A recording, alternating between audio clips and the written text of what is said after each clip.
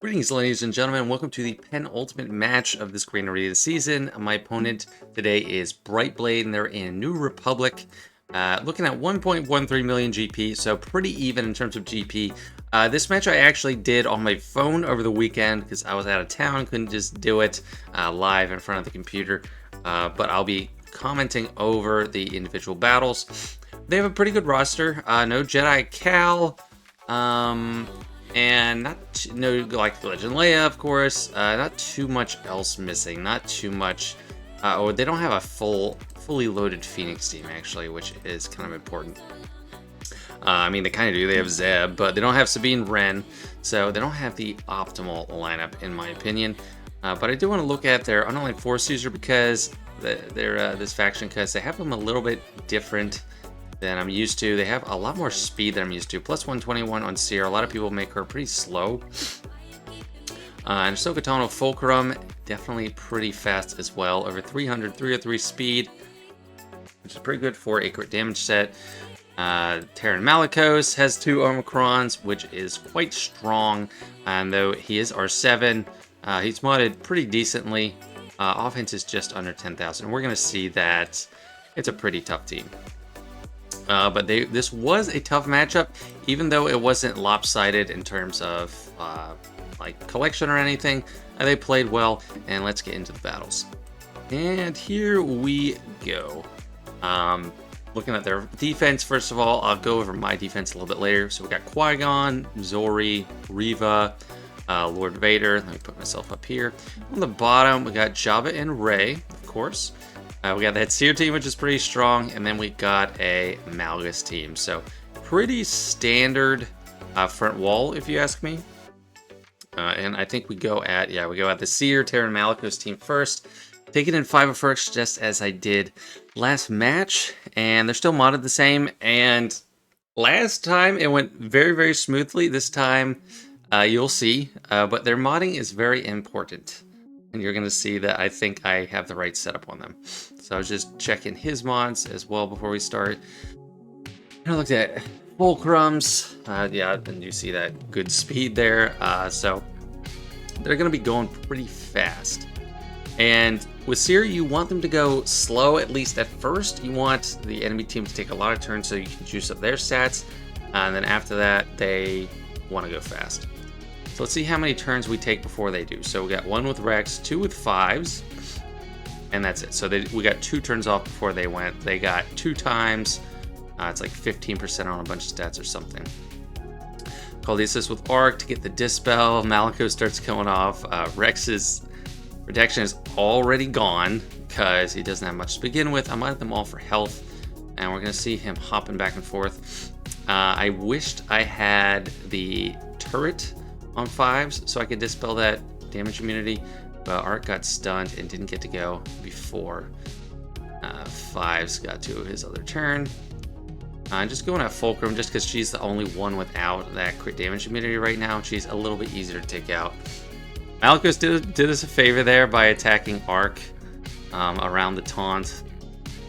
He's no longer suffering damage there. But even with all this defense and extra protection from the Datacron, they are definitely working through General Skywalker. So the timing is important. And now there, I used my aerial form up, which might have been a mistake. You might just want to hold. Usually you want to hold it until gas goes down. But I was like, I got all these stuns. I kind of wanted them free. But it may have been a mistake. And you see 53 stacks of Malicos' thing there. So he is really ramping up. And I just wasn't sure who to attack, Fulcrum or Seer. Seer's going to get her lightsaber throw soon. Malicos is hopping around all over the place. And then Crew is actually the one to knock General Skywalker down, which is not great because he deals the least damage. You see they're getting turn meter constantly from me hitting them, even though I don't want to deal damage or deal damage to them and give them turn meter. I got lucky there with them not going right at 5s, but unlucky with Malicos going off. You see, that was a AoE of like 250,000. Also bad timing with Seer throwing her lightsaber on gas right there, and he goes down barely after he got up. And you might be thinking, yeah, this looks pretty dire. This is going to be an L. Well, I'll tell you now. We did pull things off, turn it around, is what I was trying to say, by my echo. Here, I made a mistake. I should have passed the turret to Rex. I have a bad habit of avoiding that special just because in territory battle, I get annoyed at the longer animation times if I'm controlling it. And here, I kind of waffled. I was like, who do I use this on? And then my brain fart ended, and I was like, okay, just take out Malicos. But now we're looking pretty good. I mean, we have a couple people in dire straits, but we're going to wreck Fulcrum here in a second. She's not much longer for this Earth. Then we're going to take out Seer, and then all the damage we have to worry about is gone. And I could use Form up there. No need to save it, but I didn't. And we take out these other two who are great support units, but they're not getting anything done on their own.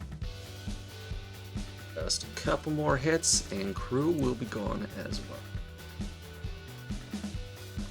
So even when things went really bad, it still did work. A lot of that's thanks to the modding schema I have.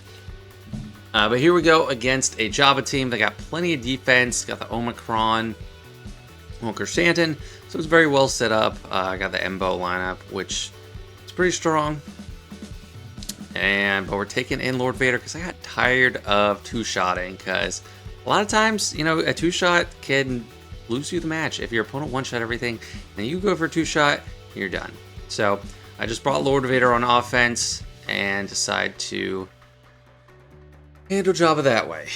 But they do have a lot of defense, so it's not a sure thing, especially since did I land that buff immunity first? I guess I did, because yeah, Sanchez is not taunting. We take out Boosh quick enough. Gotta move on to the others. And Lord Vader's coming around to his ultimate very soon. There we have it. Pop it. And AoE.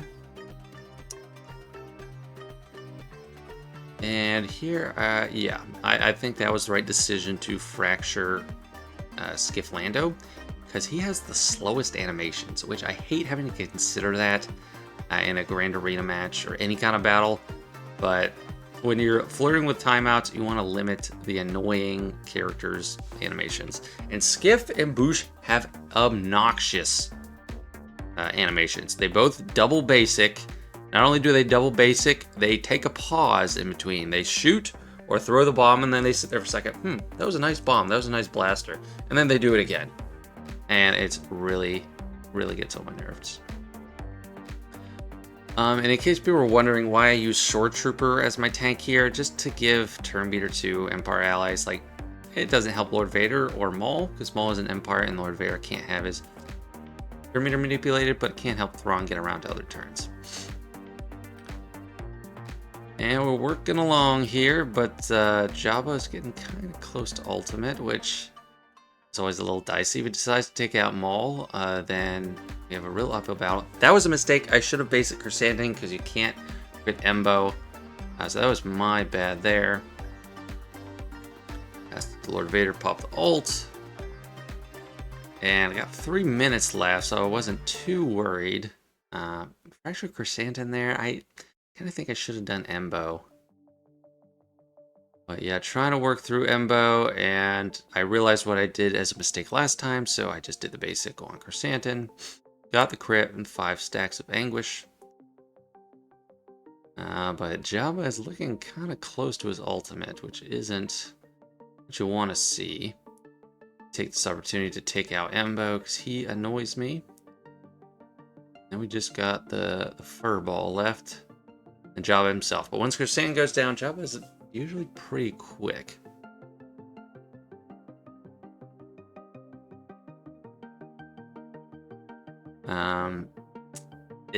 I wish I had sound effects on, but one of the consequences of trying to record when you're on your phone is, if I'm away for the weekend, I'm usually doing it at night, like when my wife is asleep or something, and to record sound, you have to turn the phone on, the sound on, so that would be playing out loud everywhere and would disturb my wife's sleep, so I couldn't have the sound effects on.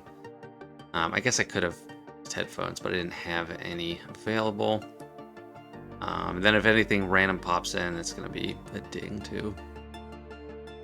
And we got lucky there. He got ultimate, but took out Shore Trooper, the least valuable character that we have. And it's going to be a simple finish here. With Maul and Lord Vader up to speed, not going to be a concern at all.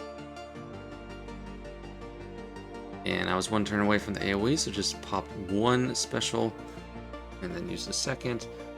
And I think here with Maul we get pretty close. We do a lot of damage. We get a lot of progress here.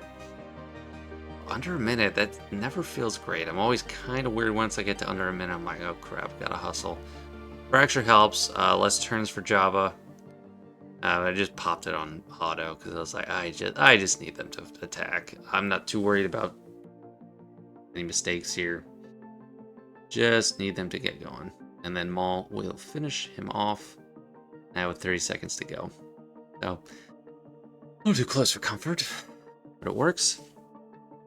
Next Galactic Legend on tap, we got Rey, and still using JMK just because I resigned myself to the difficulty of Rey. I've seen some other clever counters for her out there, but I actually don't have the means to do them as far as the mods and datacrons. But more on that later if I actually figure something out. So going in here. I don't know how much Padme is actually needed here as opposed to someone else, but I used her instead of Mace just because Mace can taunt and is the easier target for the Whirlwind, so I want to do that. I'm getting better at this match, just putting the damage immunity on Rey first, and then resetting on Cat, trying to bide the time until we could take out a critical character when the instant defeat immunity goes down. In this instance, really want Barriss out because Barriss is just a pain. And that was a mistake there. And here I had to swap again because I was like, okay, Barriss is still has that immunity. And when I did that attack with Ahsoka on Rey, she just healed because Barriss is annoying. Now she's gone, and now we can just wail away on Rey. And then work down Ben. It's actually looking pretty nice. Rey hasn't passed out too much bonus protection, which is very nice. Of course, we're going to save that special, pop the ultimate, and we don't care as much about the Inspire since no one can gain turn meter and we can't charge Rey's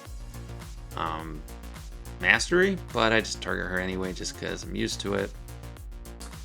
And okay, you've done that target on Ben, but I think I was waiting for this, but I mistimed it. I should have had the turn meter thing showing.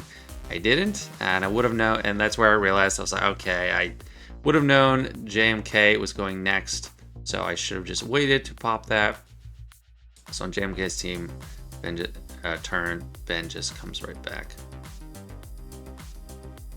And I did the swap here to JMK so that, well, I don't know if that was the most expedient thing, but I think here I learned my lesson, swap to Padme because she had the full turn meter. And then we take out Rey. And then we just got two buckets of bolts. I thought that leap would take care of Zori that did 730k, but, you know, she's freaking tanky. That did not kill her. But with Rey down, you're not as concerned about failing this. Should have used that one on Zori too. That was a misplay. Wasn't paying 100% full attention in some of these. But attacking Ben is kind of a waste. With L3 having the VIP, it's kind of hard. We can't target her after the first attempt. And at this point, I'm just like, I really just want healing immunity on Zori. How have I not got that off yet? And here it is. With that and Ahsoka dispelling, you will eventually just wear her down. But 825k turned out to be enough. Which, you know, you'd think it would, but I've been burned against these Rey teams. 2 minutes left. Not really worried about timing out. Just got to take out L3. Then send Ben back home. I was trying to top off my banners. Didn't fully work. Dropped one. But still, I'll take that against Rey. And the last team on the front wall, Malicos. And we're just going for old tried and true Sith Eternal and Watt. And this is nothing new. For some reason I decided to mull over my Datacron choice in the recording, but they have 70% health. If I'm not using, I had to do a double take there. I closed it and I put it. I was like, wait, is that 70% health? That's insane. So if I'm not using Sith Eternal Emperor, what the heck am I using? I'm pretty sure that's not. Well, it depends what the lineup is. Like if you have JML, obviously Cal would work, but if you try like that Bastila team with Cal, you're not gonna kill them. You're gonna get Malgus down and maybe one other. And then you're going to just lose and have to do 2-shot. I don't really like 2-shots. We saw that Hop did a ton. I actually didn't catch the amount, but it took out all of the Eternal's protection and then a little bit of health, which we don't typically see. So that is a fat Malgus. But you know how it works. Just we're getting that ultimate slowly but surely, and then when we pop it, it's just. I have not been bold enough, confident enough to set the Eternal Emperor on defense, because I always feel like I need him. Maybe once I have Jedi Cal, I'll feel more freedom with it, but Sith Eternal, someone just joined my Discord server at that time. Hey Josh, welcome to Jetoville. And then I marked Bastila and Marauder just to get. I always get questions about this. I do that to get rid of all their protection, because when we get into the slap fight at the end, both Bastila Shan Fallen and Marauder are actually pretty tanky. If you leave them enough protection, they're going to recover a lot just from being debuffed. But if you get rid of all the protection, the shock prevents any kind of recovery. So that's just me kind of hedging my bets there, because it's not risky to take a little bit longer. But now they're getting around to losing all their protection, so I'm like, okay, I'll link up soon. Just wait a little bit until those bars disappear, and now they're gone. Then I'll link up Malik and Marauder, who usually is tankier, and then zap him. We just have to take out Bastila. Shock landed, so it's going to be pretty quick. And relatively fast match for this one, just over 2 minutes. Perfect banners. And now let's see the back wall. So, the Galactic Legends, that was a welcome sight. Got Raddus, Trench, and got a Dash team. So no huge concerns there, just had to decide what to do. But we have Reva and Lord Vader up here, so I know I gotta take care of those two. And whereas JML or Phoenix can usually handle Lord Vader in some way, JML has a problem against Reva, and I think actually the lineup they had was a problem for Phoenix too. They're using Phoenix on Reva, and this was like just a pleasant surprise. I mean, Hera, a little dicey there, but after that moment, this is just off to the races. The days landed on everyone, which is fantastic. Even though they have tenacity up, landed the tenacity down to irresistible, and we just go ham. I mean, I didn't realize it was this smooth. I think I'd seen some people doing it, but my gosh. I mean, we have Deathmark all over the place. I got Chopper, Caden, Sabine, Rex. Everyone has some Deathmark. It's like Oprah. You get a Deathmark, you get a Deathmark. But, yeah. Once we kill Reva, the problem is she is no longer dazed. So she's getting turn meter, and I'm a little bit worried about what she's going to do when she takes turns. So I really just want Rex to take his turn, get his daze off. But we didn't get it there. Thank goodness Chopper has turn meter removal as well. And there we go, we got the daze, but she's about to die again. And I was like, is she going to take a turn and destroy me? In the end, she didn't, which is very nice. But one thing you'll notice, Grand Inquisitor, you know, he's not taking bonus turns, and that's because at the beginning of the match, everyone started with 6 decks of Purge, so he's only getting 1 bonus turn, as opposed to when he's on a Lord Vader team, and that was just beautiful. That just wiped them out. I was like, oh my goodness. The synchronized defeats of 4 of them, just beautiful. Yeah, Grand Inquisitor doesn't take multiple bonus turns, unlike when he's under Lord Vader, because they don't start with tons of purge there. And then taking in JML against the Lord Vader, pretty solidly modded. And yeah, okay, Phoenix could have taken this team, I think, pretty easily. But it was just like I said before that Reva match, JML has problems with Reva. And I was sweating it before I took in Phoenix with Reva. I was like, I mean, yeah, they do win, but I've never done it. I almost lost in Territory War because he put Torture on Rex. But it is an 80% counter, and I'm guessing that 20% is when they put Torture on Rex. Because you got a 1 in 5 chance if they're not pre-programmed to target and they go for Rex, that's 20% loss. But back to the JML versus Lord Vader. I wasn't going to make a lot of damage progress there, so I just put the Master's Training on JKL because we want to mark Maul, and that's where we're going to start unloading. But the ability block Datacron, while it doesn't stop this, it is pretty annoying because we're always ability blocking JML most of the time. Before this, we got lucky because he hit Revan, who's immune to ability block. But usually, when Lord Vader's stuck behind the taunt, he's hitting JML, and JML has to just do a basic, which does diddly squat. Big threat gone. Next target, easiest target as well, is Thrawn. And we want to do Royal Guard. Fortunately, here everyone's dazed and kind of messed up, but even though I wasn't getting the assists, I just marked Thrawn so we could target him. And once we have people that aren't dazed, we can target them for the assist. The ability blocks are annoying as well. Starting to get a little anxious here because it's been a minute and a half gone by, and I've only killed 1 character, and JML keeps getting ability blocked. But since we're doing over 120,000 with that assist, got Thrawn there. It's a very nice damage margin we got. And now just want to take out Royal Guard, otherwise he's going to heal up Lord Vader constantly. And this is our 6th one, but still quite tanky. They debated whether I should do the ultimate or not, but I was like, I'll just do it.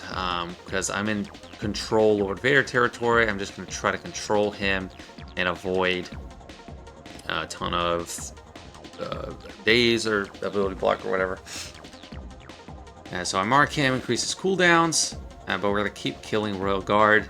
And once Royal Guard's down, we don't really need to prioritize taking out Ninth Sister. She's not really going to do anything threatening to us. After this, Royal Guard down, all in on Lord Vader.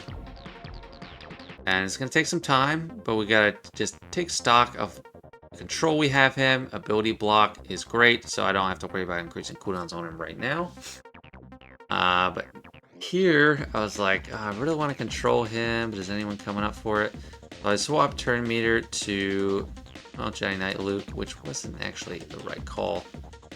So he got a special off. So it was actually a little bit of a misplay on my part. I should have swapped to Jedi Master Luke and increased his cooldown so he didn't get that off.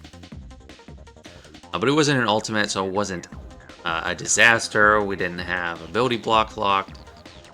And this is one of the rare battles like this against Lord Vader where I got Master's Training on everybody. Because at the beginning, I'm kind of reluctant to do it because it's like, that's not going to be as much damage. And now you see he's just annoyingly hanging around. He healed back up from his middle special. And really starting to worry here. I think I was getting nervous. I was like, all right, come on. Let's go. So just keep spamming. I think he's controlled. He only has basic coming up. But he's down, so we're good. Got a minute left. Pretty sure we can handle Ninth Sister. Ninth Sister doesn't really do anything else. And then we're just trying to recover banners too. So calling Hoda to assist as often as possible. I could have slowed it down a little bit more, but I was like, yeah, whatever. That was actually a lot of true damage on that basic against the tank. It was like 90-some thousand, I think. which I didn't always realize JKL did that much. So that is actually all the threats out there that we had taken care of, and now just kind of cleaning up the rest. This is also a pretty familiar match to everyone that watches the channel. Aphra versus Zori. Just using a Datacron with as much damage as we can get. AoE wipes them out. That's another AoE. Since there are exposes, it can kill someone, but normally the damage from it can't kill anyone. And BT1 is just like, I don't know, a merry-go-round. Round and round it goes. And I didn't want to get a kill with BT1 because I'm trying not to get kills. I don't want to have to do that ability and hurt my own team. All that crit damage really helps out Darth Vader too, because Zori did not have that many debuffs. But in the end, lose 4 banners, not great. But Zori is a team I haven't had to worry about in a while, just because Aphra gets it done. I'm not using Aphra on Jabba or anything, so it is a pretty clear-cut choice. Then we move on to the bottom. I'm gonna leave that top team, was it Qui-Gon team, for last, just because I felt like we were in big overkill territory for that team. And otherwise it would be kind of sketchy, because Qui-Gon is quite tough. So went south, used Bad Batch on Trench, which, you know, without Watt is gonna be pretty cut and dry. Getting better at bringing up the turn meter order, as you see. And it's a very helpful tool, not only to me playing it, but to viewers. It's very helpful. So I apologize for whenever I don't have that turn meter thing indicator up.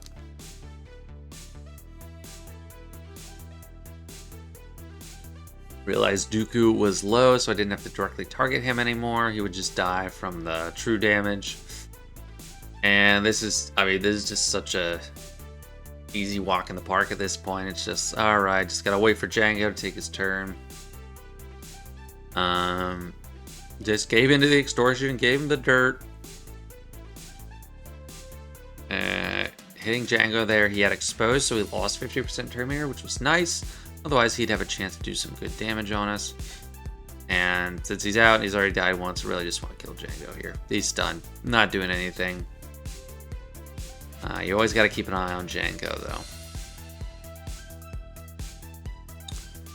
That also did effectively nothing. Without our defense up, it's a little bit slower to get through them. Django goes down, and then Nuke. One more team down. Just 3 more to go, and then we're on to ships. Bringing in CLS here, I think I felt like I had just so much left over. I didn't want to... Bounty Hunters have a better chance to get better banners here. But I did not want CLS to sit on the bench. I did not want this team to ride the pine. It was just too good.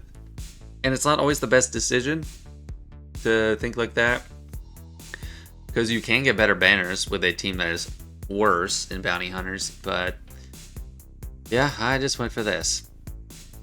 And it's pretty fun. It's a fun team. Raddus goes down very quickly, and then we wipe out Jin, and then we just gotta worry about all these exposes. Yeah, they did the damage. They're hitting our exposes. So it's kind of hard to recover that much protection on Chewie. And then he sniped some on Han.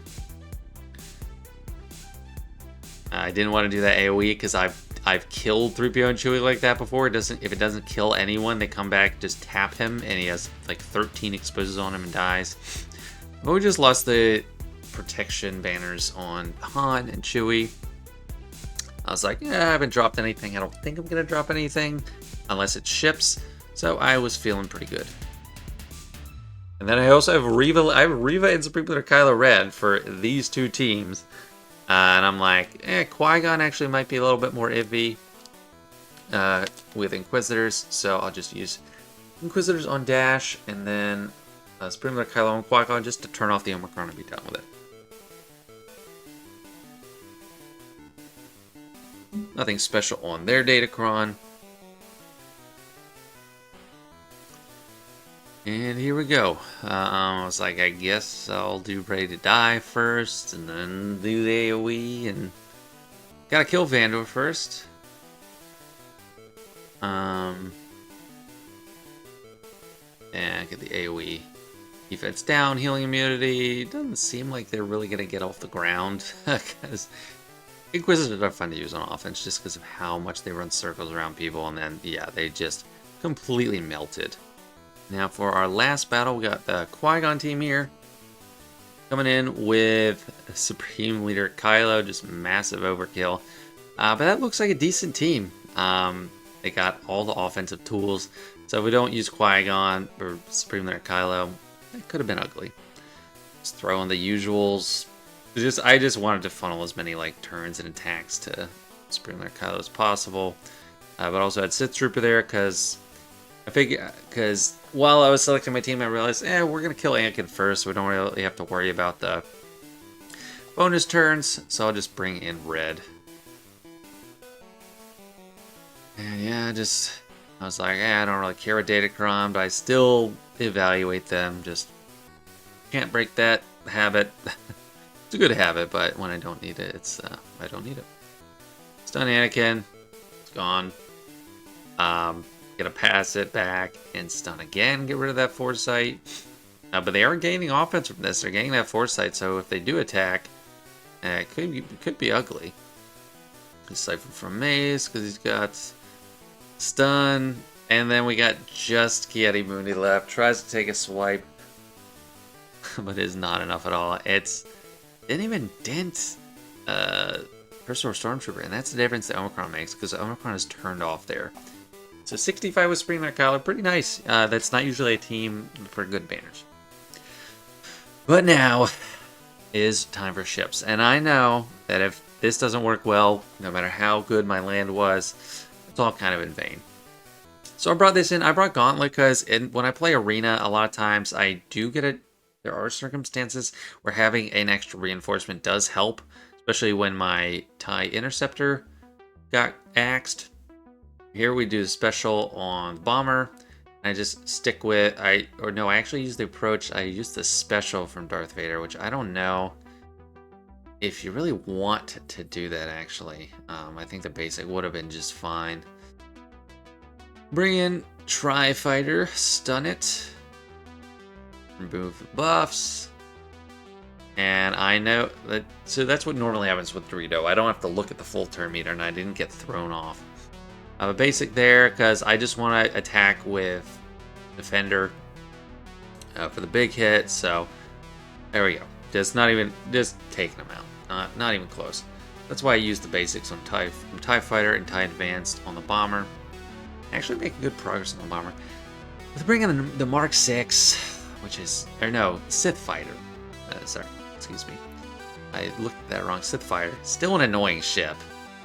And I'm like, is my Defender okay? And I used that special on Defender, but it did nothing because there's shock. And I lost Defender. And I was like, oh, you gotta be kidding me. I hate this. Like, this wasn't even the tricky lineup. It didn't have Sith Fighter in the starting line. But we're gonna keep going. Never say die. They got Sith Fighter. And TIE Fighter can dodge too. I mean, we gotta get some key dodges. And we get the turn, which is fantastic. I took out the tank because I know he'd be more annoying to actually kill. They didn't even get to bring Mark 6 out. So that, those matches are all up and down. It doesn't matter how much you plan for. At a certain point, they just get screwy, and you gotta think on your feet. So that one turned out way better than it seemed like it would when TIE Defender went down. So feeling pretty good.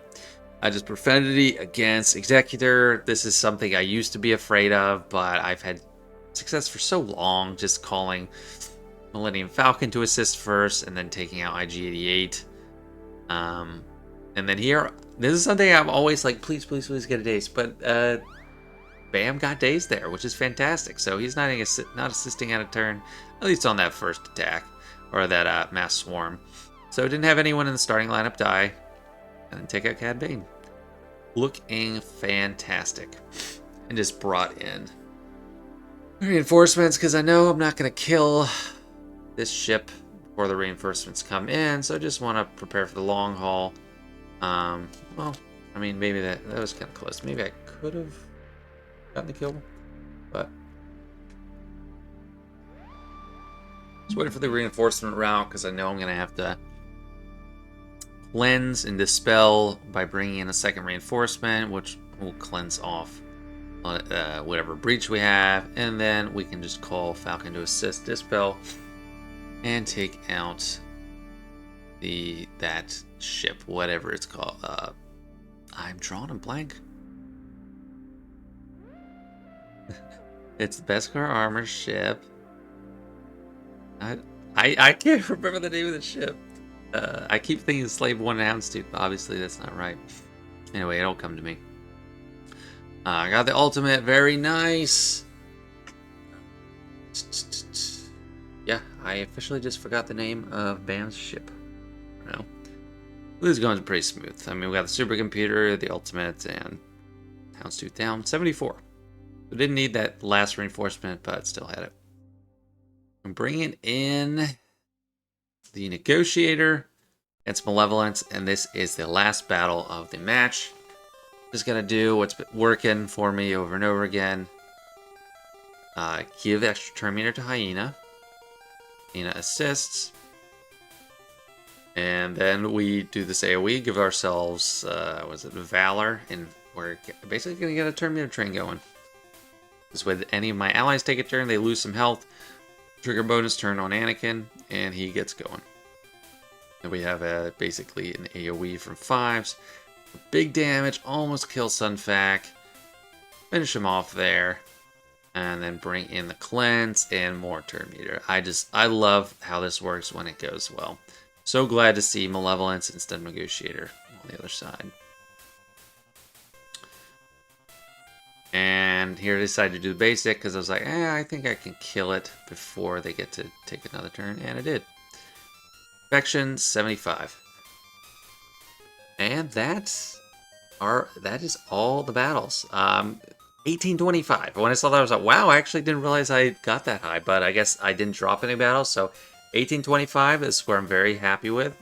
Showing my own defense here, but I'll go in-game soon to show the results were. I said Starkiller because I didn't feel like I had a use for that team in the back. Went light-ish because I kept Reva for offense and set General Grievous. And I was like panicking. I was like, oh, I didn't set enough on defense. I didn't set enough. It's not going to go well. But I put Seer at the top, hopefully hoping to force kind of a tough decision. But that was the defense. And now let's see what the results were. And now here's the results. Disappointed? I kind of was.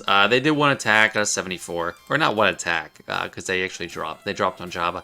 Realized they weren't going to win. They had no chance.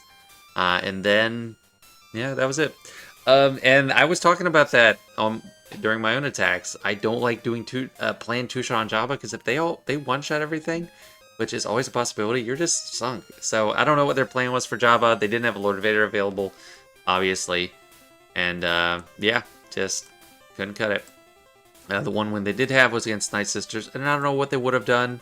I wish they did all their attacks, but in the end, they didn't, so easy W in a way. But yeah, so I'm 5-3 on this season. Just one more match, which I can actually do right now, but I don't know how much I'll actually get through with it.